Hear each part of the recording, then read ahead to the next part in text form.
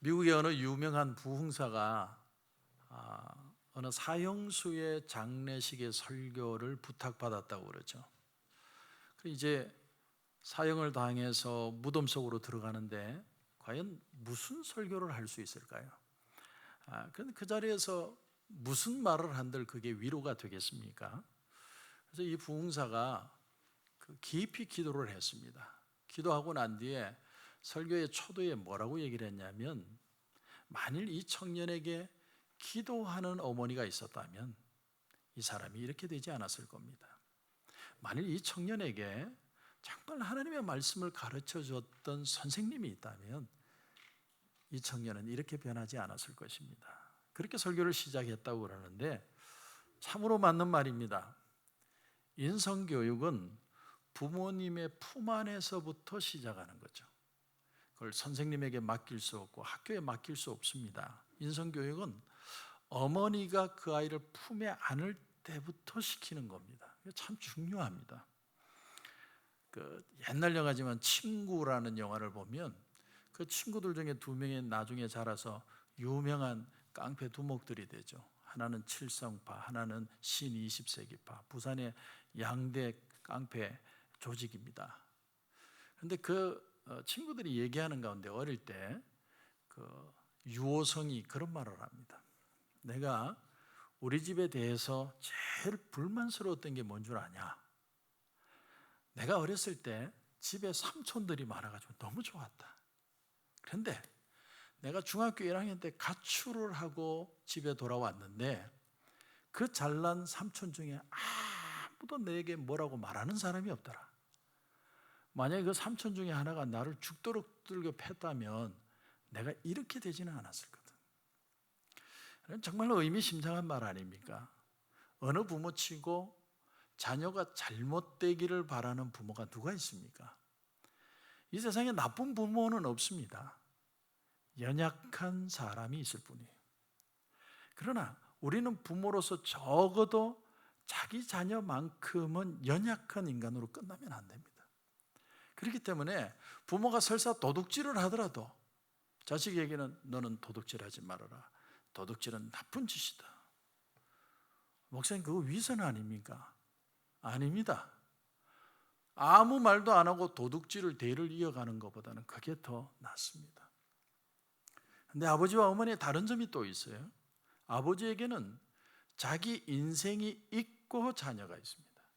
그런데 엄마는 자녀가 사실 자기 인생입니다. 이게 아빠와 엄마의 다른 점이죠. 예를 들어서 직장 생활하는 엄마가 아이가 너무 아픈 거야, 아침에. 그러면 모든 것을 결건해서라도 아이를 데리고 병원에 갑니다. 근데 아빠는 틀립니다. 아무리 자식이 귀중해도 내가 직장이 중요하고 자기 성취가 중요하고 그걸 필요하고 그것을 통해서 아버지 역할을 하려고 합니다. 이게 아버지와 어머니의 다른 점이에요. 그러다 보니까 이 엄마들만 갖는 직감이라는 게 있습니다. 직감. 자, 그걸 오늘 51절을 한번 보십시오. 51절. 예수께서 함께 내려가사 나사렛에 이르러 순종하여 받으시더라. 그 어머니는 이 모든 말을 마음에 두니라. 마음에 뒀다 이렇게 표현합니다. 직감적으로 뭔가를 느끼는 거죠. 지금 이 사건은 우리가 잘 아는 얘기입니다. 예수님이 12살에 예루살렘 성에 6월절에 올라갔는데 아빠 엄마는 다 집에 가는데 예수님은 거기 머무신 거죠. 왜 몰랐느냐? 12살이 되면 성인식을 합니다. 그럼 그때부터는 정식으로 성인이에요. 엄마를 따라갈 수도 있고 아빠를 따라갈 수도 있고. 그러니까 요셉과 마리아는 누군가를 따라갔겠지 생각하고 간 겁니다. 원래 집에 갈 때는 남녀가 분리돼서 갑니다. 그러다가 어느 주막에 이르러서 서로 가족들이 합치게 되는데 알고 보니까 예수님이 없는 거예요. 오늘 말씀처럼 예수님이 선생님들과 대화를 하고 듣기도 하고 말하기도 하시고, 절기가 되면 사내들인 대학자들은 성전들에서 오픈 강의를 한답니다. 그래서 그 사도 바울이 배웠던 가말리엘이라는 그 대학자도 강의를 하는 거고, 또 우리가 잘 아는 니고데모도 아마 강의를 했을 것 같습니다. 그럼 그 유대인들이 누구에게든 가서 그 말을 듣고 질문도 하고 대답도 받고 이런 식으로 오픈 강의를 하는 겁니다. 근데 예수님은 여기에 굉장히 열정적이셨던 것 같아요. 오늘 46절에 보시면 46절에 그가 선생들 중에 앉아서 그들에게 듣기도 하시며 묻기도 하시니 듣는 자가 다 그 지혜와 대답을 놀랍게 여기더라. 12살 때입니다. 근데 예수님이 그 강의를 스폰지처럼 빨아들였다는 거예요. 정말 집중해서 듣고 질문하고 대답을 하는데 너무나 놀라운 거죠. 우리말로 얘기하면 영특한 겁니다. 그러니까 예수님이 자기 표현을 안 해서 그렇지 굉장히 천재 같은 분이죠. 근데 예수님의 엄마가 나중에 와서 48절에 보면 아이야 어찌하여 우리에게 이렇게 하였느냐 보라 네 아버지와 내가 근심하여 너를 찾았노라. 아무리 하나님 아들이고 예수님이라도 자라는 과정에서 어렸을 때는 부모같이 행동하고 부모의 말에 응답하고 부모가 가러 가면 가고 오라면 오고 그런 의미에서 아이야 왜 우리를 걱정하게 만들었느냐 이렇게 질문을 한 겁니다. 그런데 여러분 예수님의 대답을 보십시오. 49절입니다. 어찌하여 나를 찾으셨나이까? 내가 내 아버지 집에 있어야 될 줄을 알지 못하셨나이까? 아마도 예수님은요 성전에 들어가는 순간 강력한 성령의 임재하심을 체험했을 거리라고 봅니다. 그 성령의 만지심을 통해 내가 하나님의 아들이라는 자의식을 강하게 느꼈던 것 같아요. 그래서 여기 내가 내 아버지 집에라는 표현이 우리는 그냥 아버지 집에 갔는가 보다 생각하지만 원어를 보면 굉장히 강한 표현이에요. 나는 반드시 이곳에 있어야 한다는 표현으로 표현하신 겁니다. 그런데 오늘 제가 주목하고 싶은 건 이 부분이 아닙니다. 오늘 예수님의 성격을 배우면서 51절 보시면 51절에 예수께서 함께 내려가서 나사렛에 이르러 순종하여 받으시더라. 자, 예수님이 나는 내가 있어야 할 곳이 바로 여기라고 표현을 했는데 그런데 그 말하고 행동은 틀렸습니다. 어머니를 따라 내려갔어요. 순종했습니다. 그리고 무려 18년 정도를 더 지내시고 공생애를 시작합니다. 그리고 마지막 절을 보면 주님은 그냥 그렇게 따라가서 그냥 어쩔 수 없이 산 게 아니라 하나님과 사람에게 사랑스러워 가셨다. 그러니까 굉장히 적극적으로 사신 거예요. 제가 오늘 독특하게 주목하고자 하는 건 주님의 인격이 아니라 성격입니다. 성격. 오늘 51절에 예수께서 함께 내려가서 나사렛에 이르러 순종하여 받으시더라. 예수님의 순종, 성격을 포커스하는 겁니다. 우리는 예수님의 성품, 인품, 가르침 그런 건 굉장히 집중하는데 예수님의 성격? 이게 참 새삼스럽죠. 예수님의 성격? 그걸 우리가 배울 게 있을까? 예수님은 그냥 신이니까 알아서 다 하신 거 아닐까? 우리가 보통 때는 그 사람의 성격을 모릅니다. 근데 질문을 해보면 그 사람의 성격이 나오죠. 운전을 할 때 누가 앞에 샥 끼어보면 성격이 나옵니다. 성격을 넘어 성깔이 나오죠. 누가 불친절하게 내가 하든가 뭐 기분 나쁜 일이 있으면 그 사람에 대한 나의 모든 성격이 나오죠. 모든 사람들이 기분 좋을 때는 다 성자 같아요. 다 뭐 예수님 같습니다. 그러나 한번 나쁜 일에 부딪히면 그게 드러나요. 성격이 다 나타납니다. 헬렌 맥그레스와 헤이즐 에드워즈라고 하는 두 분이 공동으로 지은 함께 지내기 힘든 성격들이라는 책이 있습니다. 거기 보면 우리 사람을 표현할 때 사람을 외향적이다 내향적이다 우리는 쉽게 판단을 하죠. 굉장히 막 활동적이고 사람들을 잘 만나고 그러면 외향적이다. 아주 조용히 하고 샤이하고 말도 안 하고 이러면 내향적이다 이렇게 표현을 하는데 그 책은 그렇게 표현하지 않습니다. 전체적으로 볼 때 사람은 얼마든지 변형될 수 있다는 거예요. 우리는 O형 그러면 내가 한번 내 눈에 나쁘게 보인 사람은 끝까지 나쁘고 A형 그러면 센시티브하고 사람이 너무 신경질적이고 이렇게 생각하는데 그게 아니라는 거예요. 저도 MBTI 테스트라는 걸 성격 테스트라는 걸 아주 집중적으로 개척 초기에 받은 적이 있습니다. 근데 그때하고 10년이 지나서 다시 한 게 내용이 달라요. 그러니까 리더십이 바뀌고 성격이 바뀐 겁니다. 사람은 얼마든지 바뀌어갈 수 있다는 걸 저를 실험해서 제가 배웠습니다. 하나님께서 왜 당신의 백성들에게 시련을 당하게 하실까? 여러 가지 이유가 있죠. 다 깨달을 수도 없고 다 받아들일 수도 없는 상황도 있지만, 그럼에도 불구하고 하나님은 우리의 속에 있는 것을 축복을 주시고 형통하게 하시고 잘되게 하시고, 그러면 드러나지 않던 것들을 시련을 통해서 우리 속에 있는 것들을 드러나게 하십니다. 아브라함을 보세요. 아브라함은 정말 부자였습니다. 이미 그 시대에 가장 잘 사는 나라에 있었는데 갈대아 우르를 따라 내가 지시할 땅으로 가라. 갔는데 성경에 뭐라고 기록했느냐면 그 땅에 기근이 있었더라. 하나님이 가라고 그랬는데 왜 기근이 옵니까? 이거는 정말 역설적인 거죠. 그러나 아브라함은 그곳에서 그 삶을 살아냅니다. 그래서 하나님이 그 인생을 축복하시는 거죠. 예수님이 정말 당신을 비우시고 하나님께 죽기까지 복종하셨다는 걸 어디서 볼 수 있습니까? 예수님이 오병이의 기적, 5,000명의 남자를 먹이고 수만 명을 먹였는데, 그때 사람들이 어떻게 반응을 했냐면 왕을 삼으려고 해요. 거의 모든 사람이 열광했던 것 같습니다. 왜냐하면 예수님을 왕을 삼으면 굶어 죽지는 않겠다. 모든 사람의 스타가 됐는데 예수님은 그 자리를 피하셔서 홀로 가십니다. 자신의 욕망과 싸워서 이기는 거죠. 내가 스타가 되고 싶은 욕망을 이겨내시는 겁니다. 아주 결정적인 클라이맥스가 뭡니까? 십자가 앞에서 끝끝내 순종하여 그 죽음을 받아내시는 겁니다. 이게 주님의 성품이고 또 성령이 함께한 것이도 있지만 또 성격도 같이 포함합니다.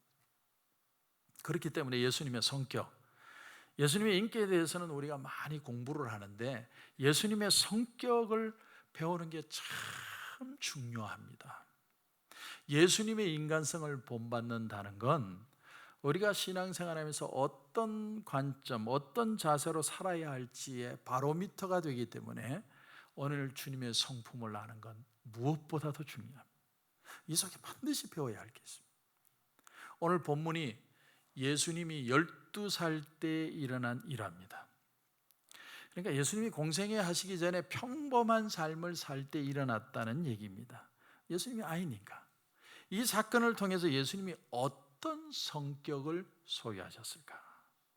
오늘 본문을 읽어보면 우선 알 수 있는 게 예수님의 부모들은 상당히 좋은 분들이었다는 걸 알 수 있습니다. 왜냐하면 요셉과 마리아는 어릴 때부터 신앙으로 자녀를 키워요. 부자는 아니지만, 가난하지만 그럼에도 상당히 신앙적으로 인격적으로 키우려고 애를 썼습니다. 그래서 마리아가 질문하는 거예요. 아이야, 어떻게 해서 우리에게 이렇게 하였느냐? 마리아가 그냥 방목형으로 애를 키운다면 애가 어디를 가든지 말든지 때 되면 배고프면 들어오겠지, 그렇게 키운 게 아니에요. 그 아이를 찾아가서 아이야, 내가 너에게 가르친 건 그런 게 아닌데 너는 왜 이렇게 하였느냐? 부모가 교육을 시키는 겁니다. 그리고 요셉과 마리아가 경건한 신앙의 가정 환경에서 예수님을 키웁니다. 왜냐하면 유월절이 돼서 12살이 되어서 성인식을 갔는데 그 전에도 갔을 수도 있습니다. 계속해서 유월절만 되면 성전을 가는 거죠. 예수님의 이런 모습은 공생애 때도 이어집니다. 예수님은 계속 그 루틴한 그 모든 절기를 다 참여하십니다. 어릴 때부터 부모가 교육을 시키는 거예요. 근데 이제 예수님께서 부모의 관심과 사랑을 많이 받고 자라셨다는 사실을 접했을 때 한 가지 질문에 봉착합니다. 그럼 만일 예수님께서 그렇게 정말 좋은 부모 밑에 자라지 않았더라도 예수님은 이 사명을 감당하셨을까? 이 질문이요, 슈바이처의 질문입니다. 슈바이처 박사가 어릴 때 친구하고 계속 싸우고 있는데 밑에 누워있던 친구가 이런 말을 합니다. 내가 일주일에 고기 국물 2번만 너처럼 먹으면 내가 이렇게 맞고 있지 않았을 텐데. 그게 너무 마음에 상처가 돼가지고 슈바이처가 일평생을 아프리카에 가서 헌신하게 되죠. 너의 환경이 내 환경보다 좋으니까 신앙생활을 지키는 거지, 나도 예수님처럼 좋은 환경이면 정말 신앙 잘 지키겠다, 근데 나처럼 이렇게 불우하고 어렵고 힘들게 살아오는 사람에게 예수님을 닮으라고 얘기하지 말아라, 이렇게 말할 수 있다는 거예요. 그래서 이제 우리가 제일 좋아하는 얘기가 뭐냐면, 아무개 어떤 사람이 세상에서 방탕하다가 은혜를 받고 목사가 됐대, 이런 거 너무 좋아합니다. 너무 좋아요. 뭐 좋아서 어쩔 줄을 몰랍니다. 마치 그 사람이 이 시대의 기독교인들을 전부 대변하는 것처럼 생각을 합니다. 그런데 반면에 아주 평탄하게 어릴 때부터 별 문제 없이 잘 믿음 안에 자란 사람은 지루하게 생각해. 특별한 변화도 없고 경험도 없는데 왠지 신앙도 별 볼 일 없을 것 같습니다. 마치 여자가 모범적인 환경에서 자란 남자에 대해서는 별로 관심이 없고 좀 놀아본 남자한테 매력을 느끼는 것처럼, 신앙인에 대해서도 그냥 평범하게 어릴 때부터 부모 교육 잘 받고 교회 잘 다니는 남자에 대해서는 좀 지루하게 생각하고, 무슨 조폭이라든지 아니면 감옥에 갔다가 거기서 회개해서 목사가 됐다든지 이러면 뭐 열광을 합니다. 열광을. 범죄자에게 끌리는 것. 그래서요, 여러분 FBI나 CIA에서 사람을 뽑을 때 꼭 하는 질문이 있답니다. 이런 질문이에요. 당신은 아무개가 범죄를 저질러서 성공적으로 도망갔다라는 얘기를 들을 때 만족감을 느끼십니까? 만약에 이런 상황에서 아무개가 은행을 털고 강도짓을 하고 도망을 갔는데 멋있다, 야, 참 속이 시원하다, 이렇게 느낀다고 대답하는 사람이 있다면 그 사람은 자기도 그러고 싶은 마음이 있는 사람, 유혹이 올 때 그걸 못 이겨낸다는 거죠. 근데 오늘 말씀에 여러분 예수님을 보십시오. 오늘 예수님의 성격을 좀 연구할 필요가 있습니다. 예수님의 성격이 어떠했느냐? 우린 드라마틱한 걸 부러워하지만 대부분을 평범하게 사셨어요. 평범할 때 주님의 모습이 어땠느냐? 오늘 예수님의 성격의 두 가지를 보는데, 첫째는 예수님은 경건한 것에 대한 성향을 일찍부터 가지셨다. 아주 경건한 것에 관심이 많으신 거예요. 진리에 대한 지적인 호기심이 있습니다. 사람이 사춘기에 들어서면 이상한 데로 끌려가기 쉽죠. 이상한 욕망, 호기심, 못된 짓, 탈선, 괜히 그렇게 하고 싶은 거예요. 괜히 아빠하고 엄마한테 미인하게 행동하고 싶은 거예요. 그런데 예수님께서는 경건한 것에 끌리셨다. 정말 진리가 무엇인지 지적인 호기심, 하나님에 대한 관심이 많았습니다. 또 하나는, 두 번째는 주님은 합리적이고 올바른 사고를 하셨습니다. 합리적으로 사고하셨어요. 그래서 어머니가 오늘 질문을 하는데 48절을 보십시오. 48절에 아이야, 어찌하여 우리에게 이렇게 하였느냐? 보라, 네 아버지와 내가 근심하여 너를 찾았노라. 그러니까 예수님이 뭐라고 대답을 해요? 어떻게 해서 나를 찾으셨습니까? 내가 내 아버지 집에 있어야 될 줄을 알지 못하셨나이까? 합리적으로 생각하는 거예요. 바른 판단을 하는 겁니다. 왜 염려하십니까? 이렇게 질문하는 겁니다. 그런데 주님의 행동을 보십시오. 51절 다시 보면 예수께서 함께 내려가사 나사렛에 이르러 순종하여 받으시더라. 당신의 뜻을 고집하지 않으시고, 그렇다고 해서 당신의 소신을 버린 것도 아닌데 순종해서 집으로 갑니다. 당신의 뜻을 추구할 그때까지 부모님을 섬깁니다. 이게 놀라운 일이에요. 함께 지내기 힘든 성격들이라는 그 책을 보면 합리적인 사고가 뭔가에 대한 얘기가 나와요. 합리적으로 사고한다는 게 도대체 뭐냐? 그 책을 보니까 논리적인데 현실을 받아들일 줄 아는 게 합리적이다, 이렇게 표현했어요. 예를 들어서 비행기를 타고 가는 사람들이 난기류를 만나죠. 항상 만나는데 처음에 누구든 다 겁먹죠. 저는 난기류를 만나면 전부 시트벨트를 매주고 앉아 있으세요 그러면 저는 화장실로 가요. 그냥 비행기 떨어지면 뛰어내리려고. 뭐 그런다고 살 것도 아닌데 얼마나 불안해합니까? 그런 사람들이 그 생각에 나래를 펴죠. 이 폭풍우가 절대로 멈추지 않을 거다, 너무 끔찍하다, 이러다가 비행기 떨어져 죽을 거다, 그런 생각 안 드는 사람이 없다라는 거예요. 그런데 합리적인 사고라는 게 뭐냐면 자기 위로의 사고를 할 줄 아는 것이다, 이런 겁니다. 비행기 사고는 극히 드문 거야. 내가 지난번에 갈 때도 난기류가 있었잖아. 그런데 멀쩡했거든. 지금도 괜찮을 거야. 자기 위로를 할 줄 아는 게 합리적이다. 조금 더 나가 봅니다. 만약에 누군가가 여러분이 어떤 일을 처리하는 것에 대해서 비난을 하는 사람이 있다면 그때 아니 어떻게 나한테 이럴 수 있지? 저 사람이 나를 뭐로 생각하고 화가 나는 건 정상적이라는 거예요. 그런데 그 화를 참지 못하고 쏘아붙이고 싸움을 하든지 피하면 그럴수록 내 마음만 아프죠. 그럴 때 책은 이렇게 얘기합니다. 자기 위로를 할 줄 알아야 된다. 자기 위로를 어떻게 하는 거냐? 나는 비난받는 게 싫지만 그 사람의 방식으로 보면 나를 비난할 수도 있겠구나. 생각은 다를 수 있으니까. 더 나아가서 다른 사람이 내가 하는 방식에 대해서 동의하지 않는 것이 아니라 그 사실이 내가 잘못하고 내가 무능하다는 뜻은 아닐 것이다. 그러니까 다른 사람이 나를 싫어하고 그 질문에 대해서 반대할 때 내가 능력이 없어서가 아니라 생각이 다를 뿐이라는 거죠. 그래서 저도 우리 목회협력회나 회의를 하면 늘 그런 얘기를 합니다. 우리는 생각이 틀린 게 아니고 다른 겁니다. 이렇게 항상 표현을 해요. 그게 자기 위로의 사고라는 겁니다. 저는 조금 더 나가서 이렇게 기도하겠습니다. 하나님, 나는 이게 맞는데 저분들은 아니라고 그래요.